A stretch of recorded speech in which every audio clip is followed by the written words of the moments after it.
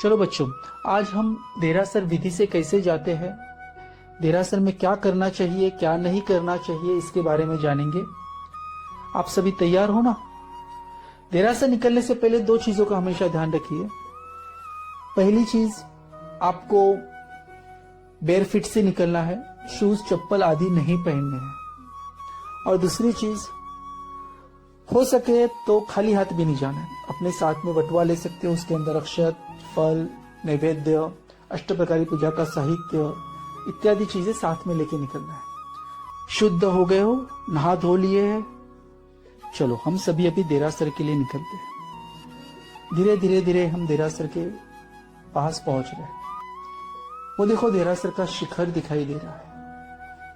जैसे ही देरासर का शिखर दिखाई देता है, आपको ध्वजा दिखाई देंगी। वो ध्वजा को देखते ही उसको नमो जिनानम बोलना है। ये देरासर यानी समवसरण का प्रतीक है। साक्षात प्रभु का मिलन तो हमें इस काल में पॉसिबल नहीं है, लेकिन समवसन रूपी देरासर में हम प्रभु को मिलने जा रहे हैं। उसका पहला प्रभाव हमें सामने दिखाई दे रहा है। साक्षात समवसन हमें सामने दिखाई दे रहा है। वो देखते ही, जैसे ही ध्वजा के दर्शन होते हैं, हमें अर्धाणवत सिर झुकाकर, थोड़ा सा झुककर नमो जिनानम बोलना है। दोनों हाथों को जोड़कर नमो जिनानम बोलना है। चलो, नमो जिनानम सभी ने बोला। अभी हम आगे बढ़ते हैं, आगे जाएंगे। देरासर के मेन गेट पर आ गए हम। सामने अभी देरासर में प्रवेश करना है। देरासर में प्रवेश करने से पहले हम जिस रास्ते से गुजरे वो वहां पे काफी अशुद्धि थी, तो हमारे पैरों को साफ करना जरूरी है। तो अभी हम पैर साफ कर लेंगे। देखो, सामने एक छोटा सा नल दिख रहा है, वहां हम चलते हैं। चलो, अभी हम सब पैर धो लेते हैं। अरे अरे अरे, क्या कर रहे हो आप? नल चालू नहीं करना है। वहां साइड में जो बकेट रखी हुई है, बादली रखी हुई है, उसमें पानी है। उसमें से कम मग रखा हुआ है। उस मग में, ग्लास में कम से कम पानी लेके अपने पैरों को साफ करना है। हो गए सबके पैर साफ? पैर साफ करने के बाद हम देरासर की तरफ बढ़ रहे हैं। देरासर का मुख्य द्वार दिख रहा है, अरीसा लगा हुआ दिख रहा है। उस अरीसा में एक चंदन की कटोरी पड़ी हुई है, धातु की सली या स्टिक से आपको प्रथम तिलक करना है। देरासर में प्रवेश के पहले, प्रभु से मिलने से पहले आपके सर पर तिलक करना जरूरी है। बच्चों, जो बॉयज है वो जोत यानी दिए के ऊपर की जो जोत होती है ना, उस तरह से तिलक करेंगे, यानी लंबा तिलक करेंगे। और जो गर्ल्स है उन्हें राउंड गोल तिलक करना है। अब ये तिलक क्यों करना है? तिलक लगाकर हम प्रभु से एक वादा कर रहे हैं। प्रभु को हम बोल रहे हैं, प्रॉमिस कर रहे हैं, हे प्रभु, मैं तेरी आज्ञा में हूं। आप जो कह रहे हो वह त्रिकाल बाधित सत्य है और मैं उसी को फॉलो करूंगा, मैं उसी पे ही चलूंगा। आपने जैसा कहा है मैं वैसा ही करने का प्रयास करूंगा। चलो, अभी सभी ने तिलक कर दिया। देरासर में प्रवेश करने से पहले गर्ल्स, आपको ध्यान रखना है, 3 भुवन के नाथ के सामने खुले सिर से नहीं जाना है। आपके सर को दुपट्टा आदि से ढक लो।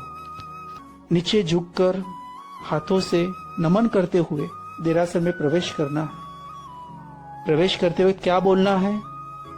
निस्सिही निस्सिही निस्सिही। ये पहली निस्सिही 3 बार बोलना है।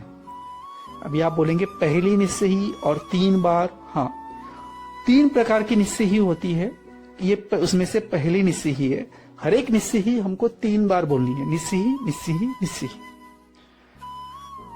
निस्सिही बोलकर हम देरासर में प्रवेश कर रहे हैं। अभी पहली निस्सिही जो थी, उसका मतलब ये है कि हम हमारे घर के संबंधी जो भी सोचते हैं, फ्रेंड्स के बारे में सोचते हैं, घर के बारे में सोचते हैं, बिजनेस के बारे में सोचते हैं, ये सब सोचना बंद करना है। अभी हम देरासर में प्रवेश कर रहे हैं ना, तो हमको सिर्फ प्रभु और कुछ नहीं, सिर्फ प्रभु के बारे में सोचना है और यही प्रभु की हमें आराधना करनी है। क्या करने वाला हूं मैं क्या नहीं कर सका, ये सब भूल जाओ। अभी सिर्फ प्रभु और आप और दूसरा कोई नहीं। इतना ध्यान रखते हुए इस सब चीजों का त्याग कर रहे हो, इसीलिए पहली निश्चय ही बोलते हो।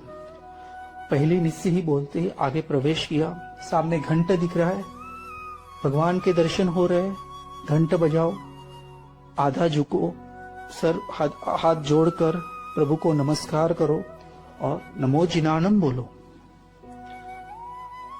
नमो जिनानम बोला सबने? कुछ क्षण प्रभु को निहार लो, प्रभुमय बन जाओ, प्रभु के दर्शन कर लो। अभी हम 3 प्रदक्षिणा के लिए तैयार हो रहे हैं। प्रभु को 3 प्रदक्षिणा देनी है। दर्शन, ज्ञान, चारित्र, इन 3 रत्नते की प्राप्ति हेतु हम ये 3 प्रदक्षिणा दे रहे हैं। 3 प्रदक्षिणा देते वक्त कुछ चीजों का हमें ध्यान रखना है। प्रदक्षिणा देते समय जैना का पूरी तरह से पालन हो, इसीलिए दृष्टि हमेशा नीचे रखनी है।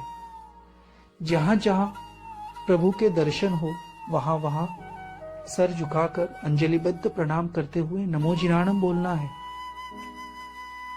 प्रदक्षिणा देते समय मंदिर का पूरी तरह से अवलोकन करना है। कहीं सूक्ष्म रीति से भी मंदिर संबंधी कोई आशातना तो नहीं हो रही है ना, उसका अवलोकन करना है, उसका ध्यान रखना है। प्रभु के दाहिने ओर से हम प्रदक्षिणा शुरू करेंगे। दाहिना यानी प्रभु से राइट से, प्रभु के राइट से। 3 प्रदक्षिणा होने के बाद अब हम प्रभु के सामने हैं। सामने मेरे प्रभु दिख रहे हैं, मेरे प्रभु के दर्शन हो रहे हैं। कितना भाग्यशाली हूं मैं जो प्रभु आप मुझे मिले, आपका शासन मुझे मिला है। इस भाव से हमें प्रभु की स्तुति करनी है। दर्शनम देवदेवस्य दर्शनम पापनाशनम दर्शनम स्वर्गसोपानम दर्शनम मोक्ष साधनम।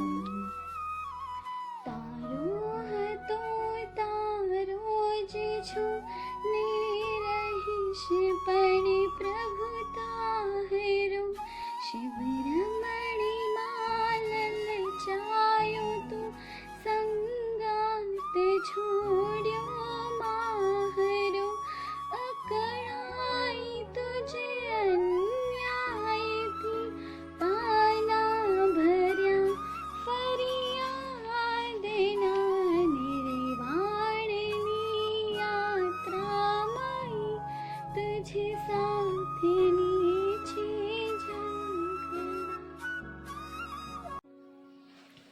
अन्यथा शरणं नास्ति त्वमेव शरणं मम तस्मात् कारुण्य भावेन रक्ष रक्ष जिनेश्वर। चलो इसी सुंदर भाव में आगे बढ़ते हुए पूजा 3 प्रकार से होती है। अंग पूजा, अग्र पूजा और भाव पूजा। अंग पूजा यानी साक्षात प्रभु का स्पर्श करने का सौभाग्य।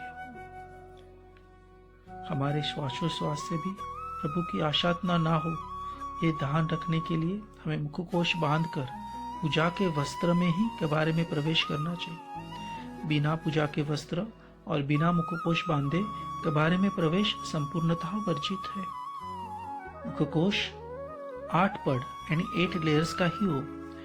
2 या 4 लेयर्स का मुखकोश बांधकर कबारे में प्रवेश करना उचित नहीं है। पुरुष यानी बॉयज, आपको अपने खेस का मुखकोश बनाना है और स्त्री यानी गर्ल्स, आपको रुमाल का मुखकोश बनाना है। मुखकोश हमेशा नाक के ऊपर ही बांधना है, नाक के नीचे नहीं। चलो पूजा के वस्त्र में मुखकोश बांधकर कबारे में प्रवेश करने के लिए तैयार है। अंग पूजा 3 प्रकार से होती है। अभिषेक पूजा, चंदन पूजा और पुष्प पूजा। अभिषेक पूजा हेतु हमें पंचामृत बनाना है और उस पंचामृत से अभिषेक करेंगे। अभी पंचामृत यानी क्या? जल, दूध, दही, घी और शक्कर, इनको मिलाकर पंचामृत बनता है। इसमें जल की उचित मात्रा और दूध की पर्याप्त मात्रा उपयोग करनी है। घी, शक्कर और दही का अल्प मात्रा में उपयोग करना है।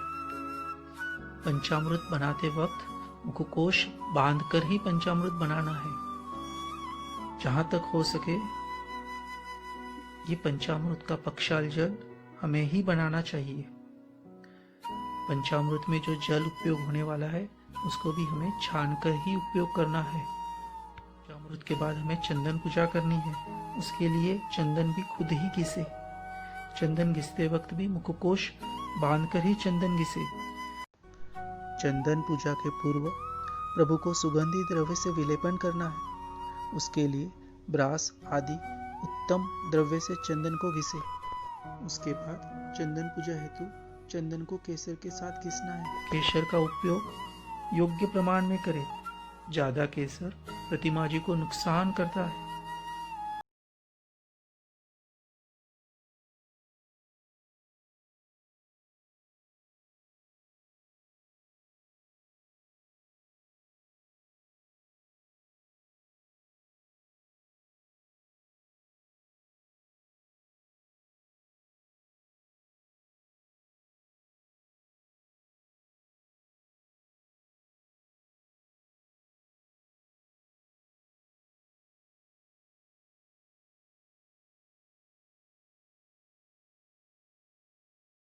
करेंगे। गबारे में प्रवेश करने से पहले हमें झुककर गबारे के प्रवेश द्वार पर निस्सिही निस्सिही निस्सिही बोलकर ही प्रवेश करना है। ये दूसरी निस्सिही हम देराशय संबंधी सभी चिंताओं का त्याग करने हेतु बोलेंगे। पहली निस्सिही में हमने संसार संबंधी सभी चिंताओं का त्याग करते हुए देरासर में प्रवेश के वक्त बोली थी। चलो इससे ही बोलकर गबारे में प्रवेश करते हैं।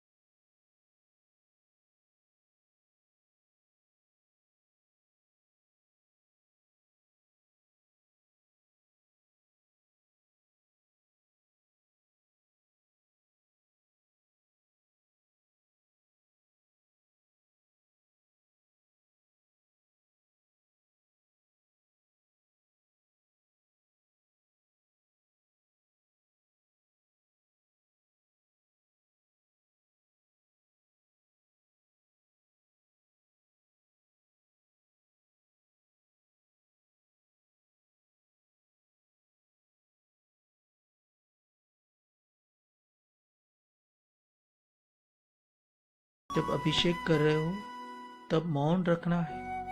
अभिषेक करने से पहले दुहा बोल सकते हैं, या जो अभिषेक नहीं कर रहे हैं वो दुहा बोलेंगे, और जो वो अभिषेक कर रहा है वह शांत चित्त से प्रभु का अभिषेक करेंगे। नव आंगी के जैसे प्रभु का अभिषेक नहीं करना है, अभिषेक मस्तक के ऊपर से ही करना है। पक्षाल करते वक्त प्रभु के जन्मोत्सव के पल का चिंतन करना है।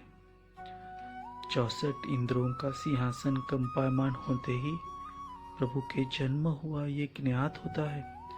स्वधर्म आदि इंद्र तिरछालोक में आते हैं, प्रभु का सूचिकर्म कर जन्म महोत्सव करते हैं। माता के पास अपनी विद्या से प्रभु का बिंब रखकर प्रभु को लेकर मेरु पर्वत पर आते हैं। अपने इंद्र होने का अभिमान त्याग कर 5 रूप धारण करते हैं। ऋषभ का रूप धारण कर प्रभु का अभिषेक करते हैं। इंद्र इंद्रायणी आदि देवता 1,60,00,000 रत्न जड़ित कलशों से प्रभु का अभिषेक कर रहे हैं। इतने छोटे मेरे प्रभु जरा भी विचलित नहीं हो रहे। ओह, पक्षाल की अखंड धारा बह रही है। शांत, प्रशांत, अविचलित प्रभु को देखकर लग रहा है बस यही वो क्षण है।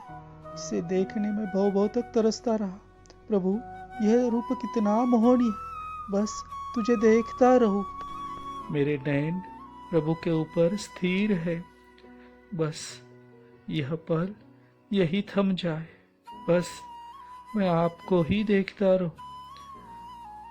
बस क्या ये पल है, धन्य धन्य हो गया मैं। मेरे छोटे प्रभु का यह रूप देख मैं धन्य हो गया, मैं धन्य हो गया। बस यही भावधारा में आगे बढ़ना है। पंचामृत के अभिषेक से प्रतिमा अजी पे चिकनाहट हो गई है। उसे दूर करने हेतु हम जल से प्रभु का अभिषेक करेंगे।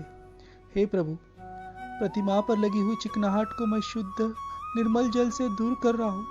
हे 3 लोक के नाथ, मेरे आत्मा पर कर्म रूपी चिकनाहट जो है वो भी आप दूर करें। मेरे कर्मों का क्षय कर मुझे भी शुद्ध निर्मल सिद्ध पद की प्राप्ति कराए। मेरे कषायों की चिकनाहट दूर करें। आप तो करुणा के अवतार हो। चंडकोशिया जैसे जहरीले सांप को आपने तार दिया, तो मुझे क्यों भूल गए? आपकी कृपा दृष्टि मुझ पर कब पड़ेगी? कब मेरे आत्मा पर से कर्मों की चिकनाहट दूर होगी? बस आपका ही सहारा है। आप ही हो जो मुझे मेरे कर्मों से मुक्ति दे सकते हो। यही शुभ भावना में हमें प्रभु की जल पूजा करनी है। अभिषेक पूजा करते वक्त पैर में पक्षाल जल न आए उसका खास ध्यान रखना है। पक्षाल करते वक्त जो नमन जल है वो हमें नहीं लगाना है। नमन जल हम जब पूरी पूजा करके देरासर से निवृत्त होंगे तभी लगाएंगे। पक्षाल करते वक्त नमन जल नहीं लगाना है। पक्षाल होने के बाद जो कलश है उसको साफ करके उचित स्थान पर रख देना है। पंचामृत के पक्षाल के बाद ही जल से पक्षाल करना है। अगर जल पूजा हो गई है तो उसके बाद पंचामृत से पक्षाल नहीं करना है। जल पूजा होने के बाद अभी हम भगवान के अंगुलुचना करना है। जहां तक हो सके अंगुलुचना हमें ही करना चाहिए, ना कि पुजारी को। ये एकमेव स्थान ऐसा है कि इस समय हमें प्रभु को पूरा स्पर्श करने का सौभाग्य प्राप्त होता है और यह सौभाग्य हमें जाने नहीं देना चाहिए। 3 अंगुलुचना से हम अंगुलुचना करेंगे और जो पाठ प्रभासन है या पाठ है उसके लिए 2 पांटलुचना अलग से उपयोग करें। 3 अलग अलग अंगुलुचना से अंगुलुचन होने के बाद अभी हमें प्रभु को सुगंधित द्रव्य से विलेपन करना है। विलेपन के लिए ब्रास, चंदन जैसे उत्तम द्रव्यों का उपयोग करें। चंदन सभी में सबसे ज्यादा शीतलता प्रदान करता है। यही गुणों का चिंतन करते हुए हमें भी चिंतन करना है। हे प्रभु, भव भव से मेरी आत्मा पे जो कर्मों की अग्नि की ज्वाला जल रही है वह आपके दर्शन मात्र से, आपकी पूजा मात्र से शीतलता का अनुभव कर रही है। हे प्रभु, यही शीतलता मेरी आत्मा को मिलती रहे, बस यही आपसे विनंती है। इसी भाव से प्रभु का विलेपन करना है। 5 उंगली ब्रास चंदन के मिश्रण में भिगोकर मुख को छोड़कर बाकी सभी जगहों पर जैसे हृदय, छाती, हाथ आदि पर बहुमान पूर्वक विलेपन करना है। यह चंदन पूजा नहीं है, उसे नव अंग पूजा की तरह नहीं करना है। ध्यान रहे हमारे नाखूनों का स्पर्श प्रभु को ना हो, इसका खास ध्यान रखें। ब्रास पूजा होने के बाद उसे तुरंत साफ नहीं करना है। कुछ समय बाद अंकलुचन से हम इसे साफ कर सकते हैं। ब्रास पूजा होने के बाद अभी हमें चंदन पूजा करनी है। चंदन पूजा क्रमानुसार नव अंग पर 13 बार करनी है। पहले दाया यानी राइट अंगूठे पर, फिर बाया यानी लेफ्ट अंगूठे पर, फिर दाया, फिर बाया घुटना, फिर दाया, फिर बाया कांड, फिर दाया खभा, फिर बाया खभा, फिर शिखा, फिर मस्तक, कंठ, हृदय और फिर नाभि। इसी क्रम से पूजा करनी है। हमेशा याद रखें नव अंग के दोहों का स्मरण मन में ही करना है। प्रभु के पास में हमें कभी भी कोई उच्चारण नहीं करना है। दोहों का स्मरण करते वक्त प्रभु के दीक्षा से केवल ज्ञान और समरसन से प्रभु के सिद्ध गति का चिंतन करना है। चंदन पूजा हमेशा प्रथम तीर्थंकर भगवान पर, फिर सिद्ध चक्र, फिर गंधर्व भगवंत आदि, फिर देवी देवता, इसी क्रम से करनी है। गंधर्व भगवंत सिद्ध अवस्था में विराजमान हो तो प्रभु के साथ उनकी पूजा आप कर सकते हो। प्रभु पार्श्वनाथ दादा की पूजा करते वक्त फणा को प्रभु का शिखा का अंग समझकर अनामिका से ही पूजा करनी है। फणा की पूजा न करे तो भी दोष नहीं लगता है। प्रभु से अलग फणा की पूजा नहीं करनी है, करे तो अंगूठे से ही करे। देवी देवता आदि को साधर्मिक समझकर बहुमान पूर्वक तिलक अंगूठे से करना है। नव अंगी पूजा नहीं करनी है। प्रभु से अलग फना या देव देवी की पूजा करने के बाद उस केसर से प्रभु की पूजा नहीं करनी है। याद रहे प्रभु के लंचन, अष्टमंगल आदि की पूजा नहीं करनी है। चंदन पूजा होने के बाद ही हमें पुष्प पूजा करनी है। पुष्प पूजा हेतु सुगंधित, सुंदर, ताजे, अखंड फूलों का ही उपयोग करना है। सुगंधित फूलों से प्रभु की अंग रचना करनी है। प्रभु की प्रतिमा पुष्पों से और अधिक सुशोभित हो, इसी तरह से पुष्पों को अर्पण करना है। मेरे प्रभु को जब केवल ज्ञान की प्राप्ति होती है, आकाश में से देवता सुगंधी पुष्पों की वर्षा कर रहे हैं।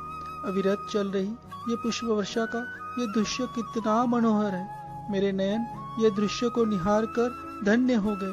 पुष्पों की सुगंध परिसर की दुर्गंध को दूर कर वातावरण को उल्लासमय बनाती है। उसी तरह हे प्रभु, मेरे आत्मा पर जो मिथ्यात्व की दुर्गंध फैली हुई है, उसे आप सम्यक्त्व की सुगंध से उल्लासमय बनाओ। यही पुष्प पूजा मेरे मिथ्यात्व को दूर कर सम्यक दर्शन की प्राप्ति कराए। यही भाव से हमें प्रभु की पुष्प पूजा करनी है।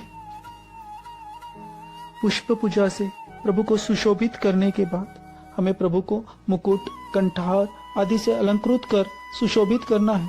सभी अंग पूजा होने के बाद हम गर्भगृह से प्रभु के दर्शन करते करते बाहर आएंगे। याद रहे प्रभु को हमारी पीठ नहीं दिखानी है। गर्भगृह से बाहर आने के बाद प्रभु के सामने हमें अग्र पूजा करनी है। अग्र पूजा में हम धूप पूजा, दीपक पूजा, अक्षत पूजा, नैवेद्य पूजा और फल पूजा करेंगे। अग्र पूजा में सबसे प्रथम हम धूप पूजा करेंगे।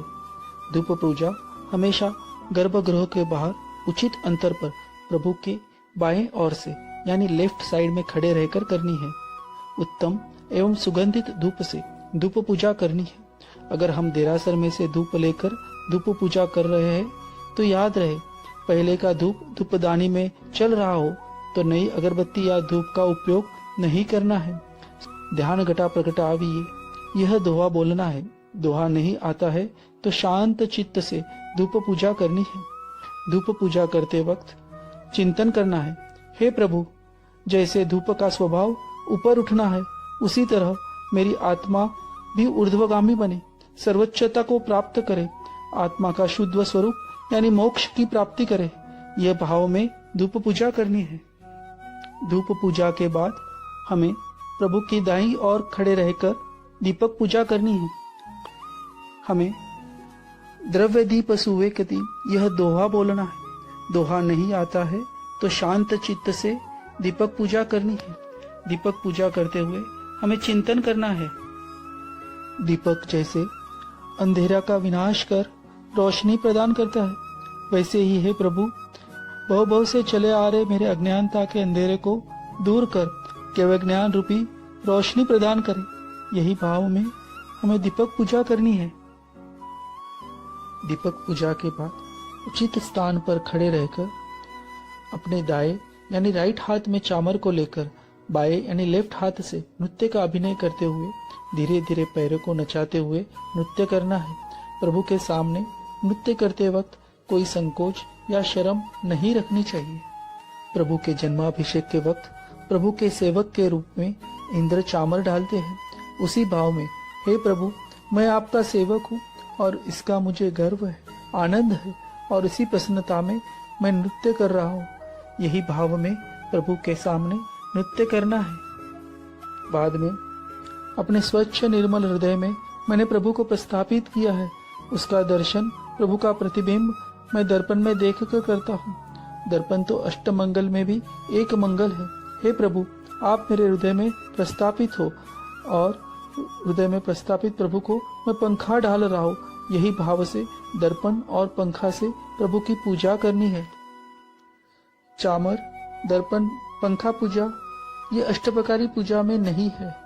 इसे आप भाव पूजा के बाद भी कर सकते हो। दीपक पूजा के बाद अष्टप्रकारी पूजा में अगली पूजा है अक्षत पूजा। अक्षत पूजा करने हेतु हम एक पाटला लेंगे। प्रभु से उचित दूरी पर प्रभु के सामने रंग मंडप में हम बैठेंगे। अखंड अक्षत छोटी थाली में लेकर प्रभु के सामने धरेंगे और शुद्ध अखंड अक्षत ग्रही यह दोहा बोलेंगे। फिर पाठ के ऊपर प्रथम सिद्धशिला के लिए डगली करेंगे। फिर दर्शन ज्ञान चारित्र के प्रतीक के रूप में बीच में 3 डगलियां करेंगे और अंत में नीचे की तरफ स्वस्तिक नंदाव्रत आलेखन करने हेतु डगली करेंगे। याद रहे यही क्रम से अक्षत की डगलियां करनी है, ऊपर से नीचे की तरफ। लेकिन इन डगलियों का आलंबन या आलेखन नीचे से ऊपर की ओर करना है, यानी सबसे प्रथम स्वस्तिक या नंदाव्रत का आलेखन करना है। फिर दर्शन ज्ञान चारित्र रूपी 3 डगलियों का आलेखन करना है और उसके बाद सिद्ध शिला का आलेखन करना है। स्वस्तिक या नंदाव्रत का आलेखन करते वक्त अक्षत पूजा करता था कि सफल करूं अवतार आदि दोहों का मनन करना है, चिंतन करना है। हे प्रभु अनादिकाल से 84 लाख योनि में भ्रमण कर रहा हूं, बस अब मैं थक गया हूं। बस मुझे अभी और भ्रमण नहीं करना है। मुझे भी अक्षत जैसा अक्षय सुख दे दो। जैसे अक्षत को बोने पर फिर से उगाया नहीं जाता, वैसे ही मुझे भी ये मनुष्य भव के बाद अभी और कोई भव नहीं चाहिए। मैं भवों से संसारिक फल मांग कर मैं बहुत संसार भ्रमण किया है, लेकिन अभी बस आपसे एक ही विनती कर रहा हूँ, इस पूजा के फल स्वरूप मुझे अक्षत के जैसा अक्षय बना दो। जन्म मरण के इस चक्र से मुझे मुक्ति दे दो। 4 गति के भ्रमण से मुक्ति देकर पंचम गति यानी सिद्ध गति की प्राप्ति दे दो। सिद्ध गति के बिना सुख नहीं मिलने वाला, यह अब मैं समझ गया हूँ। बस यही अपेक्षा रखता हूँ, जल्दी से जल्दी सिद्ध गति की प्राप्ति कराओ। यही भाव रखते हुए स्वस्तिक का आलेखन करना है। फिर दर्शन ज्ञान चारित्रना आराधनाति सार सिद्धशीलानी ऊपरे हो मुझ वास शिकार। यह दोहा का मनन करते हुए सुंदर सी दर्शन ज्ञान चैत्र की 3 डगलियों का आलेखन करना है और फिर सिद्धशिला का आलेखन करना है और जल्दी से जल्दी हमें भी सिद्धशिला पर वास हो, इस भाव से अक्षत पूजा करनी है। अक्षत से स्वस्तिक दर्शन ज्ञान चैत्र और सिद्धशिला का आलेखन होने के बाद अब हम नैवेद्य पूजा करेंगे। नैवेद्य पूजा हेतु हमें घर की बनी हुई उत्कृष्ट शुद्ध मिठाई, खड़ी शक्कर, गुड़, बताशा आदि का नैवेद्य लेना है। सभी नैवेद्य को थाली में लेकर उस पर अपना हाथ रखकर एक तरह से हाथ से नैवेद्य को ढककर अनहारी पद में करया, ये दोहों का मनन करना है और चिंतन करना है। हे प्रभु, अनंत काल से चले आ रहे मेरे आहार संज्ञा का नाश कर मुझे अभी आप जैसा अनहारी पद की प्राप्ति कराओ। यही चिंतन करते हुए स्वस्तिक के ऊपर नैवेद्य को अर्पण करना है। बाद में उत्तम फल थाली में लेकर प्रभु के सामने धरना है। हाथ में फलों की थाली लेकर इंद्रादि की पूजा बनी, यह दोहे का मनन करना है, चिंतन करना है। प्रभु, मुझे भी शाश्वत श्रेष्ठ सुख की प्राप्ति हो, शाश्वत श्रेष्ठ ऐसे मोक्ष फल की प्राप्ति हो। यही भाव से फल को सिद्ध शिला के ऊपर अर्पण करना है। फल पूजा होने के बाद अब हम चैत्यवंदन करेंगे। अब तक हमने द्रव्य पूजा की, अब हम भाव पूजा करने हेतु चैत्यवंदन आदि क्रिया करेंगे। चैत्यवंदन हमेशा प्रभु से उचित दूरी रखते हुए करना है। बड़े देरासर में कम से कम 9 हाथ की और ज्यादा से ज्यादा 60 हाथ की दूरी रखते हुए चैत्यवंदन करना है। घर देरासर में 1 हाथ की दूरी से चैत्यवंदन कर सकते हो। चैत्यवंदन करने पहले भूमि का परमार्जन करना जरूरी है। निर्दोष सूक्ष्मतम जीव को हमारी क्रिया से हानि न हो, इसका ध्यान रखते हुए अपने कपड़े से भूमि को 3 बार पूंजना है, यानी 3 बार प्रमार्जन करना है। फिर द्रव्य पूजा से निवृत्ति हेतु तीसरी निस्सी ही बोलनी है। 3 बार निस्सी ही बोलकर पंचांग प्रणिपात प्रणाम करना है, यानी क्षमासमन देना है। फिर गमनागमन आदि क्रिया द्वारा किसी जीव को विराधना की हो तो उसकी क्षमापना हेतु इरियाविहा सूत्र बोलना है। फिर तत्सौतीकरण सूत्र से प्रायश्चित्त रूप काउसक से आलोचना लेनी है। फिर आगार यानी अपवाद को छोड़कर जब तक काउसक पूर्ण न हो और उसे नमोरी हंतानम पद से पारू नहीं, तब तक मैं मनवचन काया से स्थिर रहूंगा, यह प्रतिज्ञा करते हुए अनर्थ सूत्र बोलना है। फिर काउसक मुद्रा में 1 लोगस्य या लोगस्य नहीं आता है तो 4 नौकार मंत्र का कौशक करना है। नमोरी हंतानम बोलकर कौशक को पारना है। फिर प्रगट लोगस्य बोलकर 24 तीर्थंकर भगवानों की नाम एवं गुणयुक्त स्तवना करनी है। फिर 3 क्षमासमन देकर योग मुद्रा में बैठना है।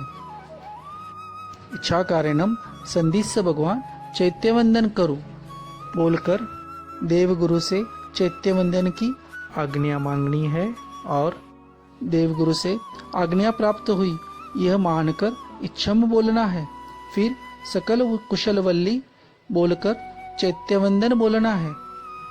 चैत्यवंदन करते वक्त पद्मासन या कायोत्सर्ग अवस्था में रही प्रतिमा को देख प्रभु के सिद्ध पद का चिंतन करना है।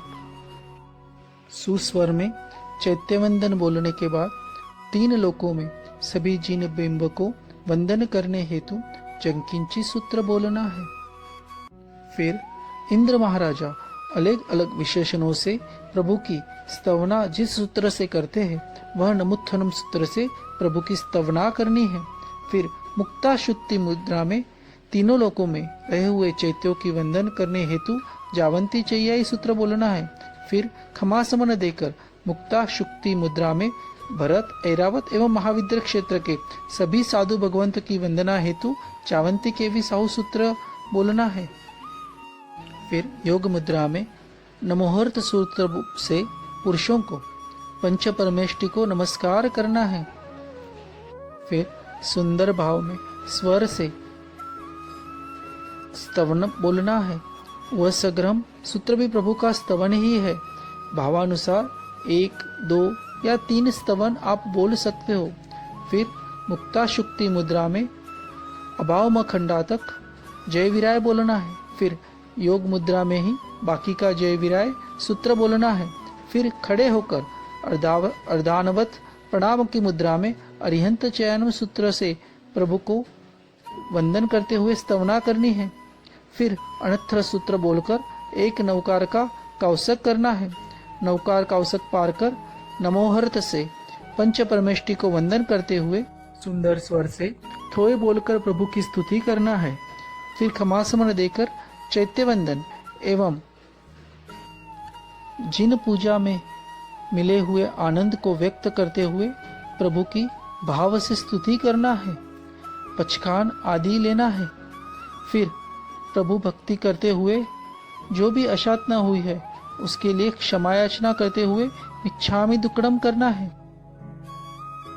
देरासर से प्रभु से विदाई लेने से पहले प्रभु को मन मंदिर में स्थापित करते हुए सोचना है, हे प्रभु, हे करुणा के अवतार, मुझ पर आपकी करुणा वर्षाओ। जिस दृष्टि ने आपको निहारा, जिस जीभ ने आपकी स्तवना की, जिस कर्ण ने आपकी स्तवना सुनी, जिस हृदय में सिर्फ आप ही हो, आपका ही वास है, आपके नाम मंत्र से जो पुलकित हो जाता है, वह सभी आपका सानिध्य पाकर धन्य हो गए। हे प्रभु, आपकी कृपा दृष्टि से ही मुझे आपका शासन मिला है। यह कृपा दृष्टि हमेशा रखना। जब तक मैं जन्म मरण के इस चक्रव्यूह से मुक्ति न पाऊं, तब तक मुझे आपका ही सहारा चाहिए। आप ही हो जो मुझे इस चक्रव्यूह से निकाल सकते हो। आपका शासन होगा तो एक दिन मेरी मुक्ति निश्चित होगी। आपके शासन से ही सद्गति मिलेगी। हे प्रभु, भव भव भ्रमण से अब मैं थक गया हूँ। कब तक ऐसा भ्रमण करूँगा? क्यों मुझे वहाँ नहीं ले जाते जहाँ आप हो? हे प्रभु, बस एक ही विनंती है, इस विनंती को स्वीकार कर लो। जहाँ वसे छे तू त्या मने स्थान आप ही दे। बस और कोई अपेक्षा, कोई इच्छा नहीं है। इस भाव से प्रभु को मन में प्रस्थापित कर प्रभु को निहारना है। फिर घंटानाद कर कर प्रभु दर्शन पूजा से हुए आनंद को व्यक्त करना है। आपको छोड़ जाने की इच्छा न होते हुए भी मुझे जाना पड़ेगा। इस भाव से प्रभु को मन मंडल में प्रस्थापित कर देरासर से निवृत्ति लेनी है। फिर आने का कौल देकर अवश्य अवश्य अवश्य कहते हुए देरासर से बाहर आना है। ध्यान रहे, बाहर आते वक्त हमारी पीठ प्रभु को ना हो। प्रभु को निहारते हुए ही देरासर से बाहर आना है। देरासर से बाहर आते वक्त कटोरी में नमन जल दिखाई दे रहा है। उसकी 2 बूंदे अपनी दाएं हथेली में लेकर मनन करना है। हे परमात्मा, हे त्रिलोक के नाथ, आपके स्पर्श से पवित्र हुआ ये स्तवन जल मेरे आँखों के विकारों को दूर करे, मुझ में जिनवानी के प्रति श्रवण रुचि उत्पन्न करे, मेरे मस्तक पे सदा जिन आज्ञा रहे, मेरे हृदय में सदा प्रभु आपका वास हो।